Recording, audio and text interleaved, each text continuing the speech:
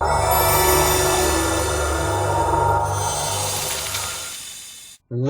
to A-Level and AP Physics, a place where you can improve your understanding of physics with confidence. In today's lesson, we will talk about capacitors and capacitance from Cambridge A2 Physics. In this lesson, we will only focus on past paper questions, and this is fourth video on this topic. Part A is simply asking us to define capacitance, so this is kind of standard question. Most of the time you will see if there is any question about capacitor in exam paper. So how we can define capacitance? So this is very simple concept. Simply we need to understand that Q is equal to CV. Simply Q is equal to CV. So from here we can define the capacitance. We can say that C is equal to Q over V. So we can define that charge per unit potential difference, that is the capacitance. So this is how we can define capacitance.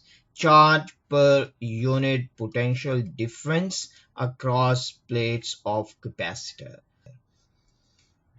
For this question, an isolated metal sphere is given to us and its diameter is also given, that is equal to 25 centimeters. We need to show that its capacitance is equal to 1.4 times 10 to minus 11 farads. First of all, let's try to sketch this one so we can see what is happening. Metal sphere. So this one is sphere. And you can see it is given to you very clear is a metal. It means that all the charge will reside on the surface only.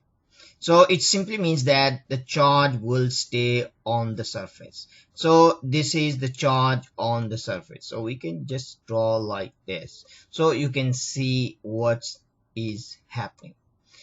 Let's say its radius is equal to R. Radius is equal to R. But in this question, diameter is given to us, so we can find the radius. So the radius will be equal to diameter divided by 2. So our radius will be equal to 12.5 centimeters. So we can also convert into meters. So we just need to multiply with 10 to minus 2. So this is radius in meters.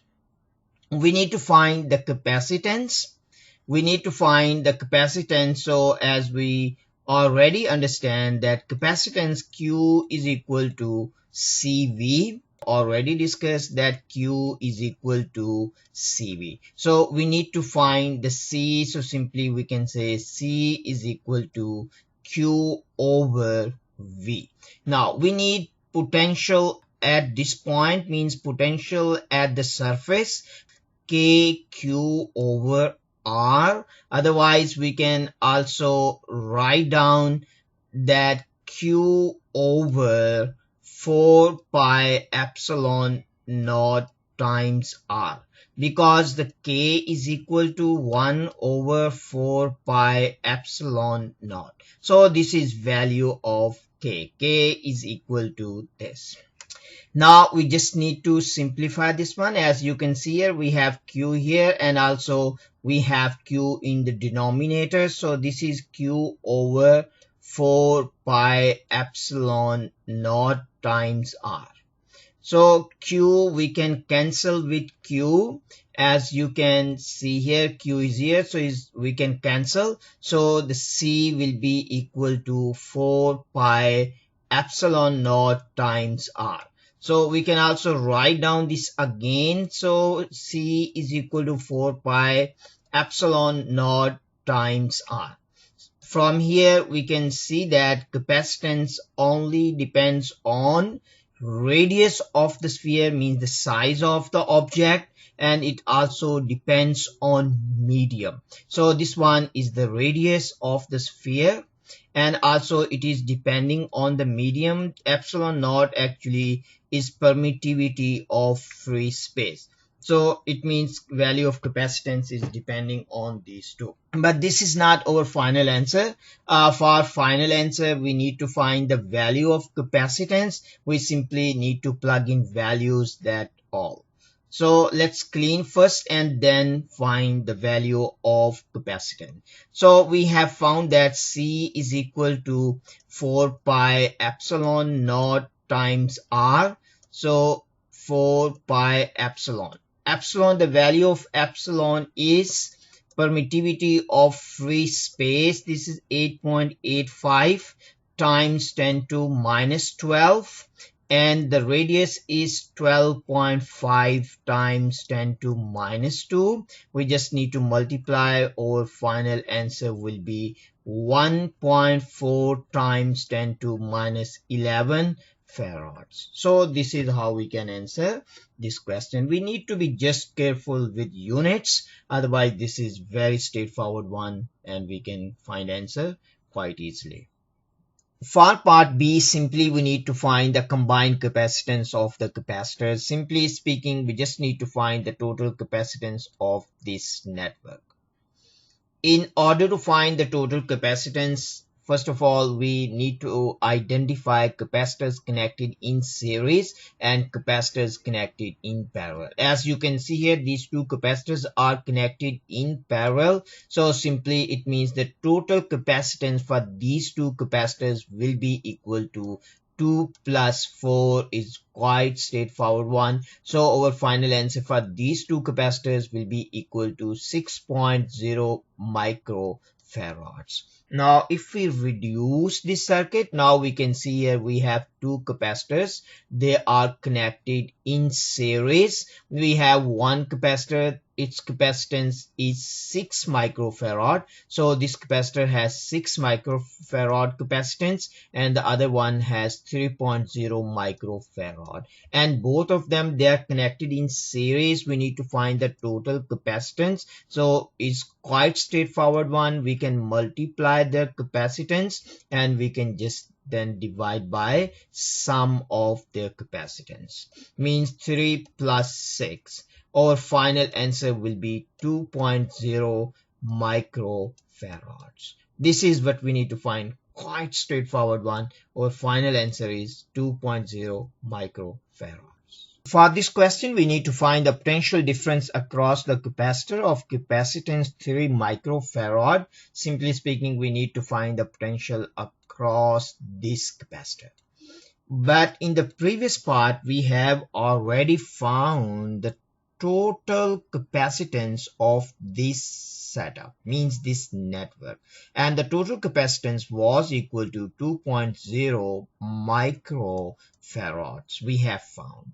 And total voltage, means the EMF of the battery, is also given to us.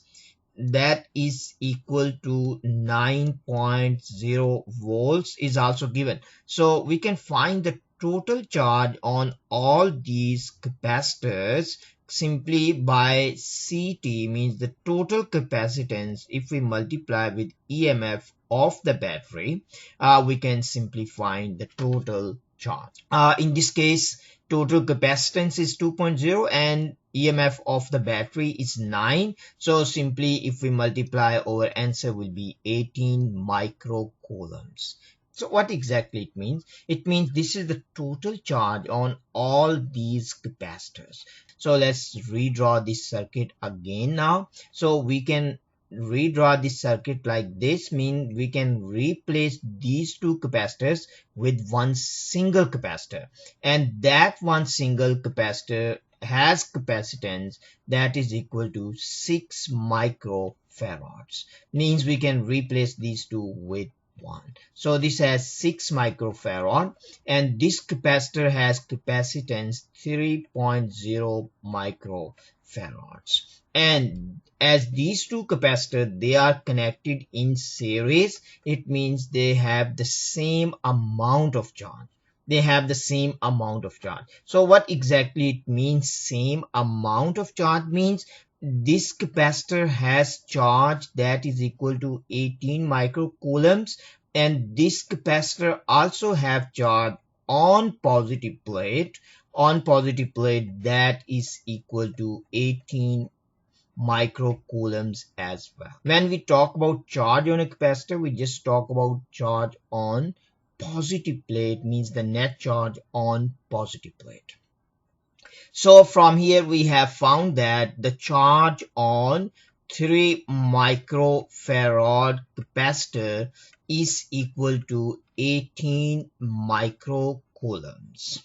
And we have its capacitance. We need to find the potential. Simply we can say the potential difference V will be equal to charge on positive plate of 3 microfarad capacitor divided by its capacitance. Charge is equal to 18 microcoulombs, means 18 times 10 to minus 6, and its capacitance is 3 times 10 to minus 6. So the potential difference is equal to 6.0 volts. Next question is asking us to find the positive charge stored on the capacitor of capacitance 2 microfarad. As you can see here, 2 microfarad is connected here. In order to find the charge on this one, means the positive charge on this one, simply we need to understand that Q is equal to CV. Simply we understand Q is equal to CV. We need to find Q, so we need the value of its capacitance that is already given to us, that is 2.0 microfarad, means 10 to minus 6 farad, that is given to us. We just need the potential difference across this capacitor. If we remember, in the previous part we already have calculated the potential difference across this capacitor, that was equal to 6 volts. If the potential difference across 3 microfarad capacitor is 6 volts, then the potential difference across this one will be equal to 3 volts, because EMF of the battery is 9 volts. So the potential difference across 2 microfarad capacitor is 3 volts, and just we need to multiply this and we will get our final answer. So in this case, the final answer will be 6.0 microcoulombs. This is our final answer.